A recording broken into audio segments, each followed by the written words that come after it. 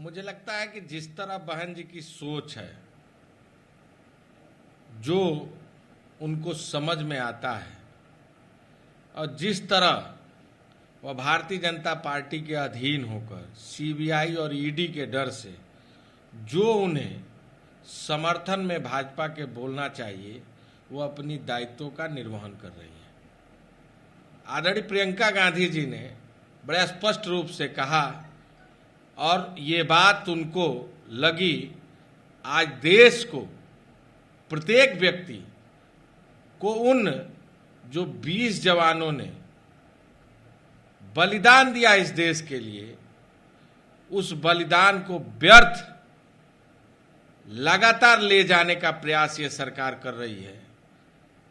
पूरा देश एकजुट होकर यह चाहता है कि सरकार बलिदान हुए जवानों का चीन से बदला ले, लेकिन ये सरकार तो लगातार पिछले समयों और कांग्रेस से लड़ने में अपने समय को जाया कर रही है। जहां सरकार को चीन का मुंहतोड़ जवाब देना चाहिए, इस न मुंहतोड़ जवाब देने के नाते नेपाल और भूटान जैसा देश भी आज भारत को आंख दिखा रहा है। प्रधानमंत्री जी को इसका जवाब देना होगा। सर, उत्तर प्रदेश ने आज 22,000 के आसपास टेस्टिंग होने लगी है कोरोना की। कल 22,378 जांचें हुई उत्तर प्रदेश में। देश में जो जांच का रेशियो है, उसमें अगर प्रतिशत के तौर पर देखेंगे तो दूसरा कम जांच होने वाला प्रदेश उत्तर प्रदेश है। पहले में बिहार है, दूसरे में उत्तर प्रदेश है। और अगर स्थलीय निरीक्षण करने के दौरान पता चलेगा तो जहां जांच के लिए व्यक्ति लगातार 3-3 दिन, 5-5 दिन, 7-7 दिन वह लाइन लगाकर खड़ा है, जांच के नाम पर यह सरकार लगातार हीला हवाली कर रही है। मुझे लगता है कि यह सरकार उत्तर प्रदेश की जनता के जीवन के साथ खिलवाड़ कर रही है। रोज आंकड़ों की बाजीगरी में पूरे प्रदेश को उलझाकर रखने का काम किया है। सरकारी अधिकारी रटी रटाए भाषे में रोज उत्तर प्रदेश के लोगों को सिर्फ बुलेटिन के माध्यम से केवल उनके साथ लगातार छली और ठगी करने का काम कर रहे हैं। सर, आज सादा और कहा कि जो पेट्रोल के दामों में वृद्धि हो रही, पेट्रोल और डीजल के दामों में, उसका कोई सरकार खुद फायदा नहीं उठा रही, वो सरकार की जेबों में नहीं जा रहा जैसा इससे पहले की सरकारों में हुआ करता था। और आज देश भर में कांग्रेस ने बड़ा प्रोटेस्ट भी किया है पेट्रोल और डीजल के दामों को लेकर।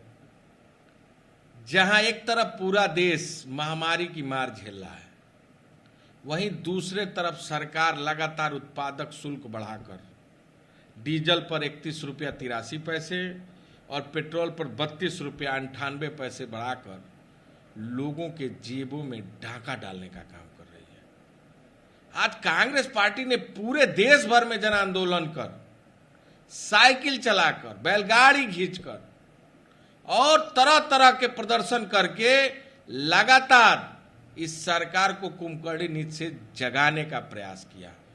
फिर भी ये सरकार लाठी डंडों के दम पर उत्तर प्रदेश के तमाम जगहों पर हमारे कार्यकर्ताओं पर मुकदमा तक लिखकर उन्हें डराने और धमकाने का काम किया। एक तरफ पहले ही दैवीय आपदा का शिकार किसान उस मार को झेल रहा है, उसकी फसलें बर्बाद हो गई ओलावृष्टि के नाते, और दूसरी तरफ सरकार के लगातार डीजल और पेट्रोल के दाम बढ़ाने से किसान के साथ साथ व्यापारी और मध्यम वर्गीय वर्ग के लोग और कर्मचारी भी परेशान हैं। ये सरकार लगातार लूट खसोट में व्यस्त है। देश की जनता से इस सरकार को कोई लेना देना नहीं। लेकिन धर्मेंद्र प्रधान जी का कहना यह है कि ये है लोगों के फायदे के लिए हो रहा है, इसका जो पैसा है वो किसी की जेब में नहीं जा रहा जो उससे पहले की सरकारों में होता था। पूरा देश जानता है कि यह सरकार उद्यमियों द्वारा संचालित सरकार है और कुछ खास इसी सरकार में कुछ खास जो भारत पेट्रोलियम के बिक्री की शुरुआत की गई, लगातार रिलायंस और तमाम प्राइवेट सेक्टर के लोगों को इस मार्केट में तेजी के साथ घुसने की व्यवस्था की गई।